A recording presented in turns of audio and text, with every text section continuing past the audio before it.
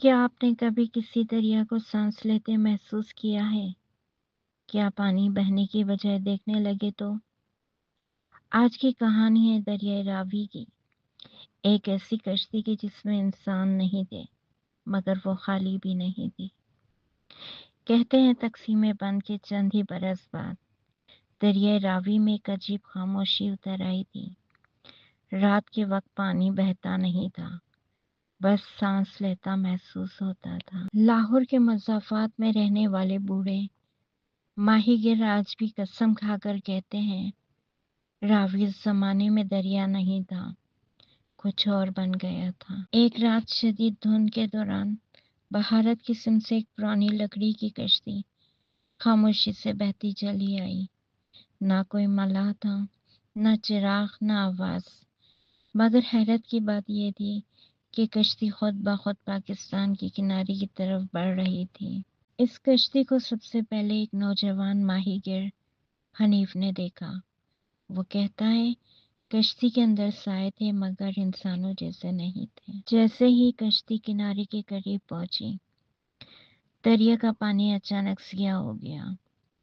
हवा में सरगोशी गूंजने लगी, ऐसी जबान जो ना उर्दू थी ना पंजाबी।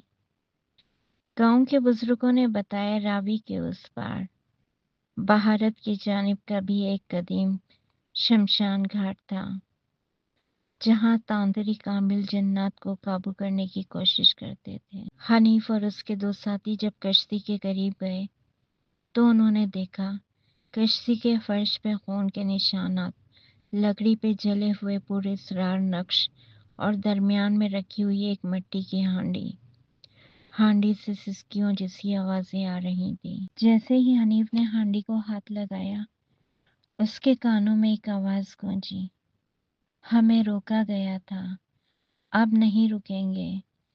अगले दिन गांव में कयामत आ गई। बच्चे रात को अजीब जबान बोलने लगे, मवेशी बगैर वजह के मरने लगे और दरिया के किनारे वही कश्ती बार बार नजर आने लगी, मगर हर बार मुख्तलिफ जगह। लोगों का मानना था ये कश्ती सिर्फ लकड़ी की नहीं थी, ये कैद थी। आखिरकार एक बुजुर्ग दरवेश को बुलाया गया। उसने कश्ती को देखते ही कहा, ये जिन्नात आ नहीं रहे, ये इनकी रिहाई है। इसी रात लोगों ने रावी के बीच आग के शोले उठते देखे और सुबह तक वो कश्ती गायब हो गई। मगर कहानी खत्म नहीं हुई।